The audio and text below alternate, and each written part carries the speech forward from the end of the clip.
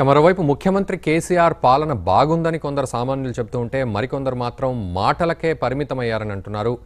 Double bedroom ఇళ్లు, 1,00,000 ఉద్యోగాల ఊసే లేదంటున్నారు. దీనిపై మా ఖమ్మం జిల్లా ప్రతినిధి కిరణ్ మరింత సమాచారం అందిస్తారు. చేపడుతున్నటువంటి సంక్షేమ పథకాలు కావచ్చు, ఏర్పాటు చేస్తున్న ప్రాజెక్టులు కావచ్చు, ప్రజలకు చేరువవుతున్నాయా? వాటి వల్ల ఏమైనా ఉపయోగం జరుగుతుందా?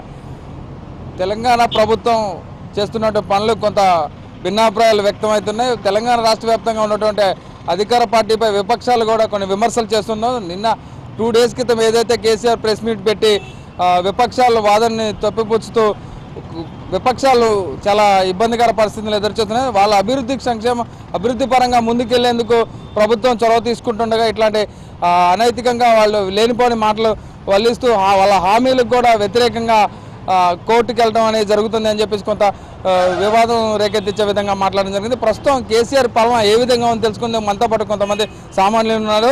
సార్ చెప్పండి, కేసీఆర్ గారి పరిపాలన ఈ 3 సంవత్సరాలు ఆయన చేస్తున్నట్టు అభివృద్ధి కార్యక్రమాలు కావచ్చు, పథకాలు కావచ్చు, మీకు ఏ విధంగా అనిపిస్తుంది? చాలా గొప్పగా ఉన్నాయండి పథకాలు. ఒక కుటుంబం నిర్మాణించుకోవాలంటే ఫస్ట్ మనం కింద స్థాయి నుంచి రావాలి. ఫస్ట్ సమగ్ర సర్వే చేసి ప్రతి కుటుంబానికి ఏమేం కావాలి, ఏమేమి తక్కువ ఉన్నాయి, మన తెలంగాణ రాష్ట్రంలో పేదలకి ఏమేమి కావాలి, బడుగు బలహీన వర్గాలకు ఏమేమి కావాలి, ఇవన్నీ కూడా ఏర్చి కూర్చి అన్నీ ఏర్పాటు చేసి ప్రభుత్వం ఒక్కొక్కటి విధానంగా చేసుకుంటూ వస్తుంది. రాష్ట్రంలో ఒంటరి మహిళలు ఎంతమంది ఉన్నారు అనేది మొత్తం సర్వే చేసి సమగ్ర సర్వే రిపోర్ట్ ఆధారంగానే అందరికీ ఒంటరి మహిళలందరికీ పెన్షన్లు ఈరోజు అందుతున్నాయి. వితంతువులు ఎంతమంది ఉన్నారు వాళ్ళకి అందుతున్నాయి. డబుల్ బెడ్రూమ్లు ఎంతమందికి కావాలనేది దాన్ని బట్టి చూస్తే వాళ్ళకే అందుతున్నాయి. డబుల్ బెడ్రూమ్లు గత ప్రభుత్వంలో ఏ ప్రభుత్వం చేయని విధంగా ప్రతిష్టాత్మకంగా ఛాలెంజ్గా తీసుకుని కేసీఆర్ గారు, కేటీఆర్ గారు, మన ఎమ్మెల్యే పువ్వాడ అజయ్ కుమార్ గారు చాలా ప్రతిష్టాత్మకంగా తీసుకొని దీన్ని ఛాలెంజ్గా నిర్మిస్తూ ఖమ్మం నగరంలోనే 2,000 పైచిలకు డబుల్ బెడ్రూమ్ని పేదలకు అందించనున్నారు. ఒక్కో డబుల్ బెడ్రూమ్ 5 లక్షల రూపాయల చిల్లర ఏ ప్రభుత్వం కూడా ఇంతవరకు అందించలేదు. డబుల్ బెడ్రూమ్లో కానివ్వండి, మిషన్ భగీరథ కానివ్వండి, ఏ కుటుంబమైనా అభివృద్ధి చెందాలంటే ఒక్కసారి అభివృద్ధి చెందండి. ఏ కుటుంబమైనా సరే నెమ్మదిగా అంచెలంచెలుగా ఎదుగుతూ వస్తాం. ఎవరైనా సరే ప్రభుత్వం కూడా ఇంట్లోనే చేస్తుంది.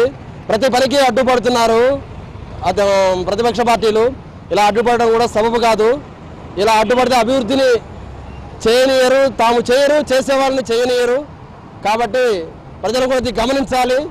చెప్పండి, ఏమనుకుంటున్నారు ఈ 3 సంవత్సరాల కేసీఆర్ పాలన? ఈరోజు రాష్ట్రంలో ముఖ్యమంత్రి గారు హామీలకే పరిమితం అవుతుంది, కానీ ఏ ఒక్క పని కూడా ఇంతవరకు నోచుకునే పరిస్థితి లేదు. దళితులకు 3 ఎకరాలు అన్నాడు, ఎంతమందికి ఇచ్చారు? కేవలం 10-15 మందికి ఇస్తున్నారు. 100 మందికి ఇచ్చారు, కానీ మేము గొప్పగా లక్షల్లో వేలలో ఇచ్చారని చెప్తున్నారు. కానీ కేవలం ప్రకటనలుగా పరిమితం. డబుల్ బెడ్రూమ్ అంటే సమగ్ర సర్వే ద్వారా డబుల్ బెడ్రూమ్ 2 లక్షల మందికి డబుల్ బెడ్రూమ్ ఇవ్వాలని ముఖ్యమంత్రి గారు చెప్పారు. కేవలం తన నియోజకవర్గాన్ని 20,000లో కానీ తప్ప హైదరాబాద్లో ఒక 2,000 కేవలం 1,000 మాత్రం ఇచ్చారు. కానీ ఏదో స్టార్ట్ చేసి రేపు ఎలక్షన్ కోసం గోడల దాకా లేపి రేపు ఎలక్షన్గా అయిపోగానే వాటిని మర్చిపోయి ఏంటంటే ప్రజల ముందల వాటిని మేము కడుతున్నాం అనే ప్రజలను మభ్యపెట్టడం కోసం ఇలా కేసీఆర్ గారు ప్రజానీకాన్ని మోసం చేయడానికి మరొకసారి ప్రయత్నిస్తున్నారు. కావున ఈరోజు సామాన్య ప్రజలు ఈ గవర్నమెంట్లో సుఖశాంతంతో ఉండట్లేదు. విపరీతమైన ధరలు, అవినీతి, ఆఫీసుల్లో పోతే ఈరోజు విపరీతమైన అవినీతి. ఏ పని కావాలన్నా డబ్బులు లేని పని కావట్లేదు. రోడ్లు కానీ ఏదైనా సెంట్రల్ ఫండ్స్ తోటి రోడ్లు వేసి ఈరోజు మేమేదో చెప్తాను గొప్పగా అంటారు. రాష్ట్రం నుంచి ఏ పని చేశారు? ఏదైనా ఒక హామీ అయిందా? కరీంనగర్ని సింగపూర్ చేస్తున్నట్టు, ఖమ్మంలో ఐటీ హబ్, ఏది ఐటీ హబ్ మనం స్టార్ట్ చేశారు, ఈరోజు దాన్ని పక్కన పెట్టేశారు. ఎన్ని రోజులు మీరు ఇట్లా ప్రభుత్వం ప్రజలను మోసం చేస్తారు? ఇకనైనా ముఖ్యమంత్రి గారు హామీలు ఇవ్వండి దయచేసి, ప్రజలను మోసం చేయకుండా ఇకనైనా చేస్తారని పేదలను నడ్డి విరిచి ఇలా కార్పొరేట్ వ్యవస్థకు కొమ్ము కాస్తున్నారు. ఏ ఒక్క సామాన్యుడు కూడా ఈరోజు ఈ గవర్నమెంట్లో సంతోషంగా లేరు. ఇకనైనా ప్రజలకు ఇవాళ రాష్ట్రంలో 1,00,000 మందికి ఉద్యోగాలు ఇస్తారు. ఎవరికి వచ్చింది? మీ కుటుంబంలో మీ నలుగురికి వచ్చింది.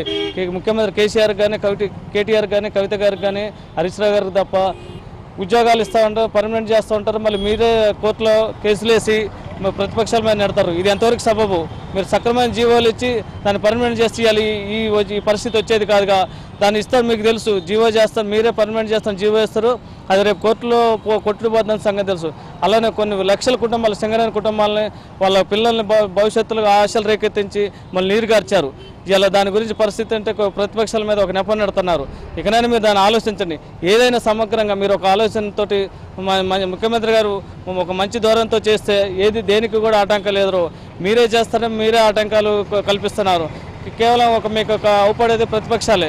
ఆ ప్రతిపక్షాల మీద నెట్టి మీరు ఎన్ని రోజులు పబ్బం గడుపుకుంటారు? 3.5 సంవత్సరాలు బట్టి ఏ రోజున మీరు ఒక మంచి పని చేశారా? ప్రతి పని చేయడం, ప్రతి పనికి ఆటంకాలు కల్పించడం, మేము అది చేస్తాను ఇది చేస్తాను అంటున్నాం.